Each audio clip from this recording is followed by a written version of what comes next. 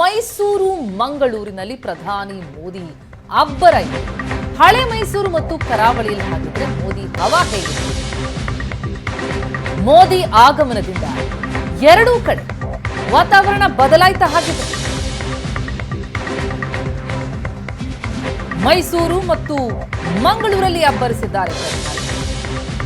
ಹಳೆ ಮೈಸೂರು ಭಾಗದಲ್ಲಿ ದೋಸ್ತಿಗೆ ಮೈತ್ರಿ ಬಲ ಸಿಗುತ್ತ. ಕರಾವಳಿಯಲ್ಲಿ ಜಾತಿ ರಾಜಕಾರಣಕ್ಕೆ ಫುಲ್ ಸ್ಟಾಪ್ ಬಿತ್ತ. ರಾಜಕೀಯ ಚಿತ್ರಣವನ್ನೇ ಬದಲಾಯಿಸ್ತಾ ಮೋದಿ ಆಗಮನ. ಅದರಲ್ಲೂ ಮೋದಿ ಮತ್ತು ದೇವೇಗೌಡರ ಸಮಾವೇಶಕ್ಕೆ ಭರ್ಜರಿ ಯಶಸ್ಸು ಸಿಕ್ಕಿದೆ. ಸ್ಥಳೀಯ ಕಾರ್ಯಕರ್ತರನ್ನ ಒಂದುಗೂಡಿಸೋದಕ್ಕೆ ಈ ಸಮಾವೇಶ ಹಾಗಿದ್ರೆ ವೇದಿಕೆಯಾಯಿತು. ಜಾತಿ ಲೆಕ್ಕಾಚಾರದ ಕ್ಷೇತ್ರದಲ್ಲಿ ಮತ್ತೆ ಹಿಂದುತ್ವದ ಅಲೆ ಚಿಮ್ಮಿದೆ. ಜಾತಿ ಹೆಸರಲ್ಲಿ ಛಿದ್ರವಾಗಿದ್ದ ಮತಗಳು ಹಿಂದುತ್ವದ ಹೆಸರಲ್ಲಿ ಒಗ್ಗಟ್ಟಾಗಿದೆ. ದಕ್ಷಿಣ ಕನ್ನಡ, ಉಡುಪಿ, ಚಿಕ್ಕಮಗಳೂರಿನಲ್ಲಿ ಮತ್ತೆ ಬಿಜೆಪಿಗೆ ಪ್ಲಸ್ ಆಯಿತು ರೋಡ್ ಶೋ. ಮೋದಿ ಮತ್ತು ದೇವೇಗೌಡರ ಸಮಾಗಮವಂತೂ ರಾಜಕೀಯ ಇತಿಹಾಸದಲ್ಲೇ ಒಂದು ಮೈಲಿಗಲ್ಲಾಗಿದೆ. ಮೈಸೂರಲ್ಲಿ ಮೋದಿ ಅದರ ಇಂಪ್ಯಾಕ್ಟ್ ಏನು ಅನ್ನೋದನ್ನ ನಾವು ಗಮನಿಸ್ತಾ ಇದ್ದೀವಿ. ಜಾತಿ ಮತ ಬಿಟ್ಟು ದೇಶಕ್ಕಾಗಿ ಮೋದಿಗೆ ಮತ ನೀಡಿ ಎನ್ನುವಂತಹ ಸಂದೇಶ ರವಾನೆಯಾಗಿದೆ. ಮಾಜಿ ಪ್ರಧಾನಿ ದೇವೇಗೌಡರು ಪ್ರಧಾನಿ ನರೇಂದ್ರ ಮೋದಿಯವರ ಗುಣಗಾನ ಮಾಡಿದ್ದಾರೆ. ಹೀಗಾಗಿ ಹಳೆ ಮೈಸೂರು ಭಾಗದಲ್ಲಿ ದೋಸ್ತಿಗೆ ಮೈತ್ರಿ ಬಲ ಇನ್ನಷ್ಟು ಹೆಚ್ಚಳವಾಗಿದೆ. ದೇವೇಗೌಡರ ಹಿರಿತನ, ಅನುಭವ, ಹೋರಾಟದ ಬದುಕನ್ನ ಮೋದಿ ಶ್ಲಾಘಿಸಿದರು. ಇಬ್ಬರ ಸಮಾಗಮಕ್ಕೆ ಭಾವನಾತ್ಮಕ ಟಚ್ ಕೊಟ್ಟು ಪ್ರಧಾನಿ. ಕಾಂಗ್ರೆಸ್ ವಿರುದ್ಧ ಉಭಯ ನಾಯಕರು ಮುಗಿಬಿದ್ರು. ರಾಜಕೀಯ ಚಿತ್ರಣವನ್ನೇ ಹಾಗಿದ್ರೆ ಈ ಸಮಾವೇಶ ಬದಲಾಯಿಸ್ತಾ. ಕಾಂಗ್ರೆಸ್ ಸರ್ಕಾರದಲ್ಲಿರುವ ಭ್ರಷ್ಟಾಚಾರ ಮುಗಿಲೆದ್ದಿದೆ ಅಂತ ದೇವೇಗೌಡರು ಕಾಂಗ್ರೆಸ್ ವಿರುದ್ಧ ಗುಡುಗಿದ್ದಾರೆ.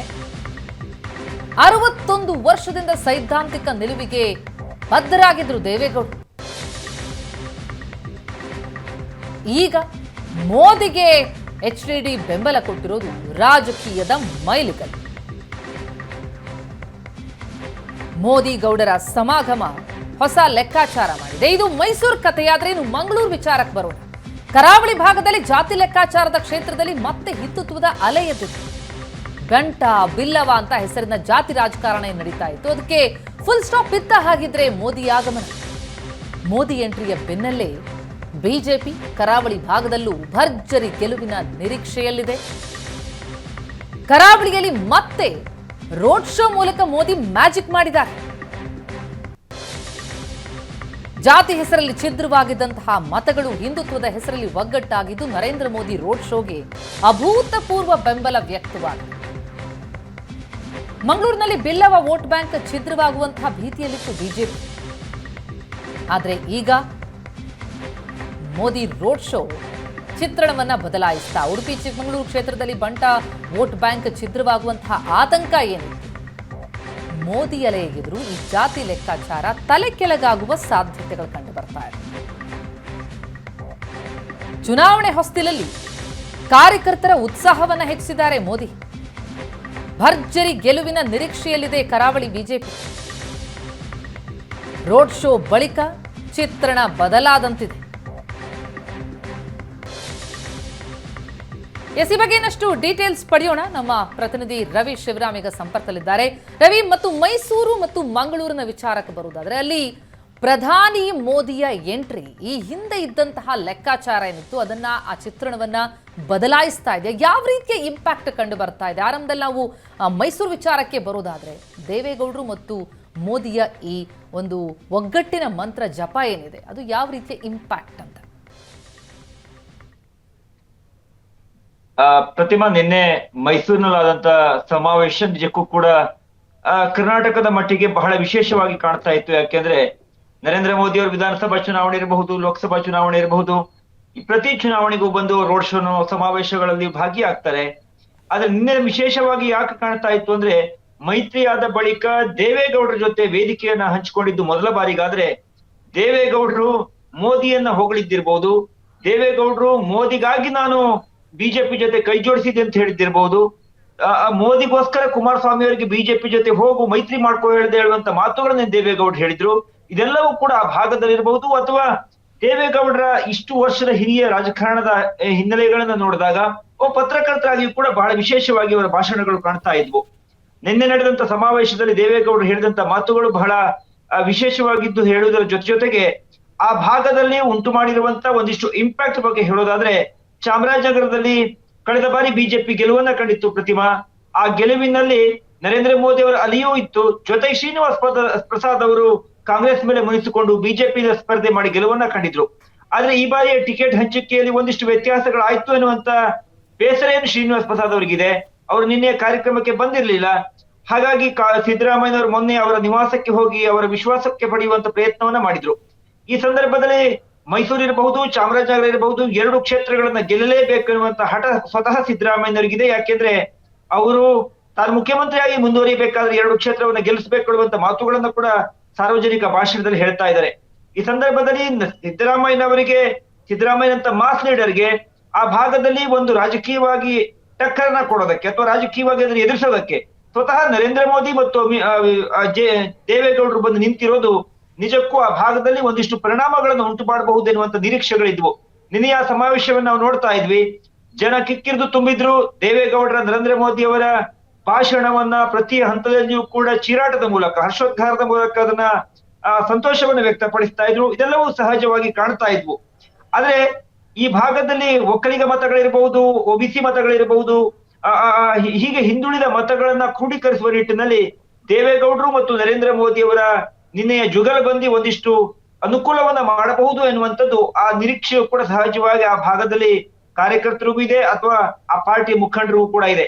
ಕಳೆದ ಬಾರಿಯ ವಿಧಾನಸಭಾ ಚುನಾವಣೆಯಲ್ಲಿ ಮಂಡ್ಯ ಭಾಗದಲ್ಲಿ ಪ್ರತಿಮಾ ಒಕ್ಕಲಿಗದ ಒಂದು ಬೆಲ್ಟ್ ಇರುವಂತ ಮತಗಳಿರುವಂತ ಒಂದು ಕ್ಷೇತ್ರ, ಅಲ್ಲಿ ಕಾಂಗ್ರೆಸ್ 5 ಸ್ಥಾನಗಳನ್ನ ಗೆದ್ದಿದೆ. ಕಳೆದ ವಿಧಾನಸಭಾ ಚುನಾವಣೆಯಲ್ಲಿ ಅಂದ್ರೆ 2018 ವಿಧಾನಸಭಾ ಚುನಾವಣೆಯಲ್ಲಿ 7ಕ್ಕೆ 7 ಸ್ಥಾನಗಳನ್ನ ಗೆದ್ದಿದ್ದಂತ ಜೆಡಿಎಸ್ ಈ ಬಾರಿ ಕೇವಲ 1 ಸ್ಥಾನ, ಇನ್ನೊಂದು ದರ್ಶನ್ ಪುಟ್ಟಣಯ್ಯ, ಹಾಗೇನೆ 5 ಸ್ಥಾನವನ್ನ ಕಾಂಗ್ರೆಸ್ ಗೆದ್ದುಕೊಂಡಿದೆ. ಹೀಗಾಗಿ ಆ ಭಾಗದಲ್ಲಿ ಹೇಳಿಕೊಳ್ಳುವಂತ ಮತ ಬಿಜೆಪಿಗಾಗ್ಲಿ ಅಥವಾ ಜೆಡಿಎಸ್ಗಾಗ್ಲಿ ಬಂದಿರಲಿಲ್ಲ.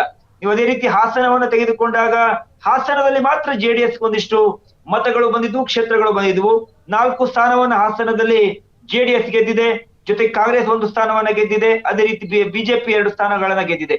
ನೀವು ಹಾಗೇನೆ ಮಂಡ್ಯ ಆಯ್ತು, ರಾಮನಗರದಲ್ಲಿ ಈ ಬಾರಿ ಸ್ವತಃ ಕುಮಾರಸ್ವಾಮಿ ಅವರ ಪುತ್ರ ಕೂಡ ವಿಧಾನಸಭೆ ಚುನಾವಣೆಯಲ್ಲಿ ಸ್ಪರ್ಧೆಯನ್ನ ಮಾಡಿ ಸೋತ್ರು. ಹೀಗೆ ನೀವು ಹಳೆ ಮೈಸೂರು ಭಾಗದ ತುಮಕೂರು ಇರಬಹುದು, ಮೈಸೂರು ಇರಬಹುದು, ಹಾಸನ ಇರಬಹುದು, ಚಾಮರಾಜನಗರ, ಈ ಎಲ್ಲಾ ಭಾಗದಲ್ಲಿ ಹಾಸನವನ್ನ ಹೊರತುಪಡಿಸಿ ಜೆಡಿಎಸ್ ಈ ಬಾರಿ ಹೆಚ್ಚಿನ ಸಾಧನೆಯನ್ನ ಮಾಡಲಿಲ್ಲ.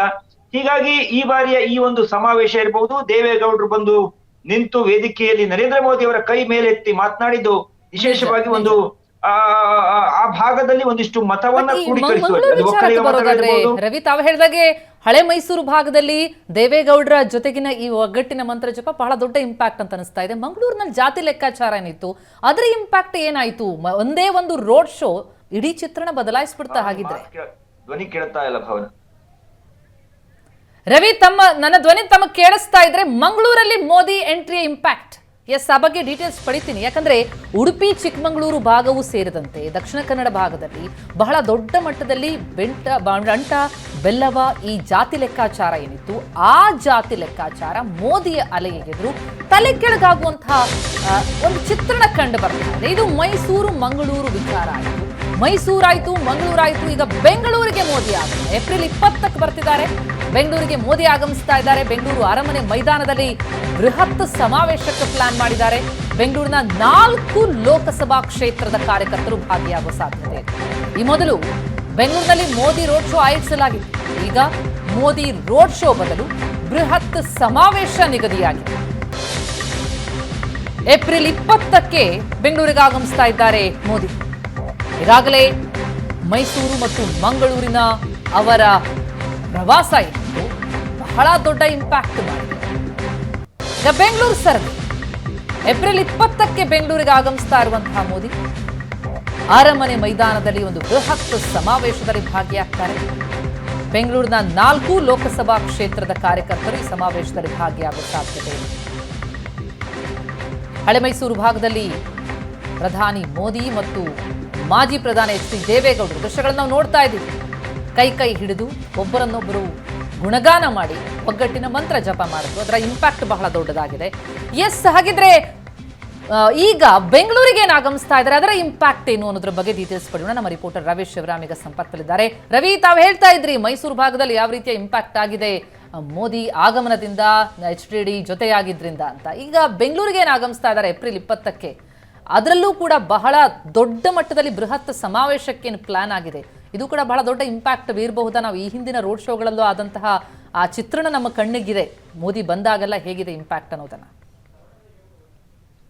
ನಿಶ್ಚಿತವಾಗಿ ಪ್ರತಿಮಾ, ವಿಧಾನಸಭೆಯಲ್ಲಿ ನರೇಂದ್ರ ಮೋದಿ ಅವರು ಬೆಂಗಳೂರಿಗೆ ಬಂದು ರೋಡ್ ಶೋವನ್ನ ಮಾಡಿದ್ರು.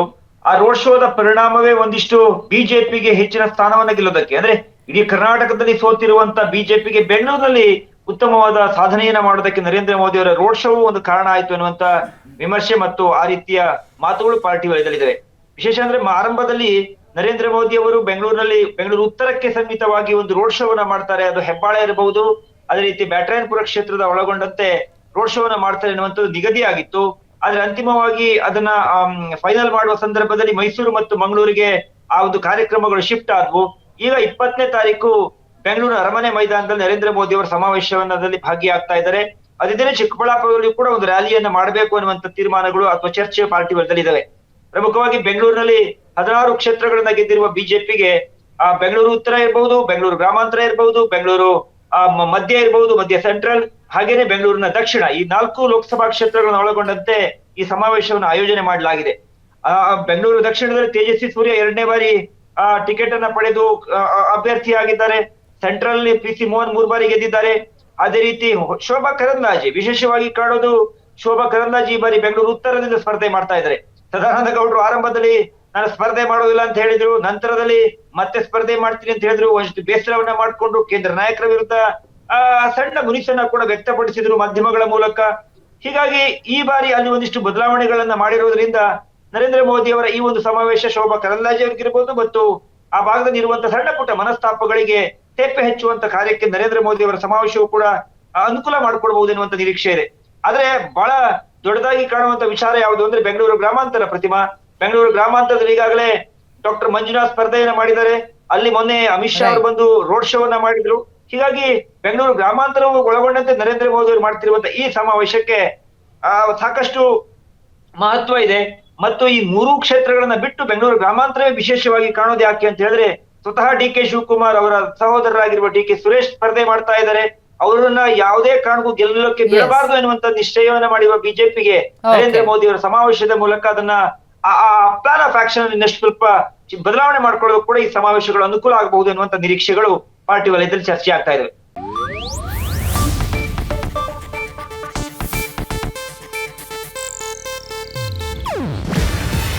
ಇದು ಏಷ್ಯಾನೆಟ್ ನ್ಯೂಸ್ ನೆಟ್ವರ್ಕ್ ಪ್ರಸ್ತುತಿ. ನೀವು ನೋಡ್ತಿದ್ದೀರಾ ಏಷ್ಯಾನೆಟ್ ಸುವರ್ಣ ನ್ಯೂಸ್.